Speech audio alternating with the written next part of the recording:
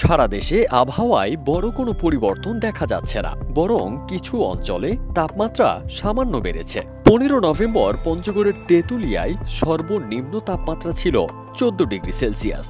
একদিন পর তা বেড়ে দাঁড়িয়েছে 14.7 ডিগ্রি সেলসিয়াসে। এলএমই সার্টিফাইড বিশ্বসেরা কপারে তৈরি ওয়ালটন কেবলস, যা আপনার স্থাপনাকে রাখবে সব সময় নিরাপদ।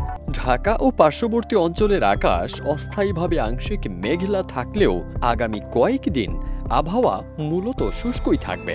বাতাসে 86% আর্দ্রতা নিয়ে 16 নভেম্বর রাজধানীতে 19.4 ডিগ্রি সেলসিয়াস তাপমাত্রা রেকর্ড করা হয়েছে।